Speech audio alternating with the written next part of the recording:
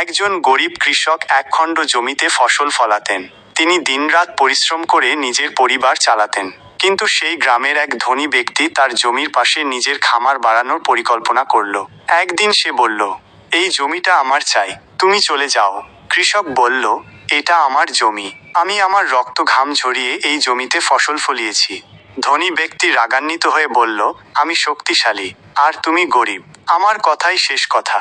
সে জোর করে জমিটি দখল করে নিল। কৃষক দুঃখ ভারাক্রান্ত হৃদয়ে মদিনায় গেল এবং খলিফা হযরত উমর রাদিয়াল্লাহু তাআলা আনহু এর কাছে বিচার চাইল। হযরত উমর রাদিয়াল্লাহু তাআলা আনহু সব শুনে বললেন, আমি সত্য জানার জন্য নিজেই ঘটনাস্থলে যাব। তিনি সেই গ্রামে গেলেন এবং দুই পক্ষের কথা শুনলেন। তারপর ধনী ব্যক্তিকে বললেন, এই জমি কি তোমার? ধনী ব্যক্তি বলল, আমি এটা কিনতে চেয়েছিলাম, কিন্তু সে দিতে চায়নি, তাই আমি এটা নিয়ে নিয়েছি। আমি শক্তিশালী, তাই এটা আমার প্রাপ্য। হযরত উমর রাদিয়াল্লাহু তাআলা আনহু কোরআনের আয়াত স্মরণ করিয়ে দিলেন, হে মুমিনগণ, তোমরা অন্যের সম্পদ অন্যায়ভাবে গ্রাস করো না। সূরা আন-নিসা ২৯।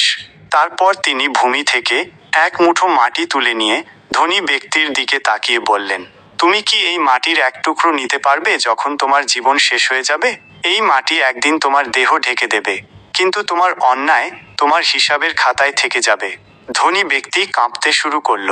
সে তার ভুল বুঝতে পারল এবং কৃষকের কাছে ক্ষমা চেয়ে জমি ফিরিয়ে দিল।